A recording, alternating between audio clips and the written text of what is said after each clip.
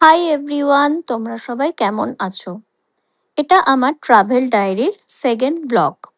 হোটেলে ঢোকার পর একটু রেস্ট নিয়ে তারপরে বেরিয়ে পড়েছিলাম শহরটাকে এক্সপ্লোর করার জন্য। আজকে পায়ে হেঁটেই এক্সপ্লোর করতে হবে, কারণ ইভিনিংয়ে আমাদের কোনো রকম গাড়ি প্রোভাইড করা হয়নি। তার জন্য ভাবলাম আমাদের হোটেলের আশেপাশে একটু ঘুরে দেখব।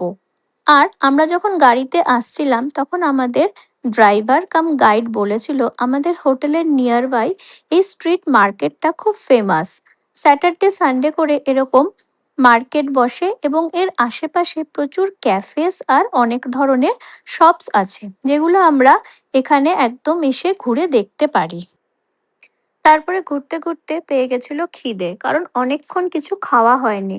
লাস্ট খেয়েছিলাম ফ্লাইটে। তারপরে নিয়ারেস্ট একটা ক্যাফেতে বসে আমরা খাবার অর্ডার দিয়েছিলাম। তো ফার্স্টে আমাদের যে মেনুটা দেওয়া হয়েছিল সেটাতে কোনো ইংলিশ ছিল না। তারপর আমরা বলাতে সেকেন্ড মেনু দেওয়া হলো, যেটাতে ইংলিশে ট্রান্সলেট করা আছে। এ তো গেল মেনুর কথা, কিন্তু ভাষা বোঝাতে গিয়ে তো আমাদের কালঘাম ছুটে গেছিল। কারণ আলমাটি এবং জর্জিয়া দুটোতেই কেউ ভালোভাবে ইংলিশ বলতেও পারে না, বুঝতেও পারে না। তো তার জন্য আমরা গুগল ট্রান্সলেটর নামিয়েছিলাম এবং ইংলিশে টাইপ করে রাশিয়ান এবং জর্জিয়ানে ট্রান্সলেট করে এইভাবে আমরা কমিউনিকেট করেছি। এটা সত্যি খুবই কষ্ট সাপেক্ষ, কারণ যেটা কমিউনিকেশন ল্যাঙ্গুয়েজ সেটা যদি না বোঝানো যায় তাহলে খুব প্রবলেমে পড়তে হয়। কারণ জর্জিয়ান বা রাশিয়ান কোনোটাই আমাদের একদমই জানার কথা নয়। তো যাই হোক, খাওয়া দাওয়া করে তারপর চলে গেছিলাম নিয়ারেস্ট একটা কসমেটিক শপে।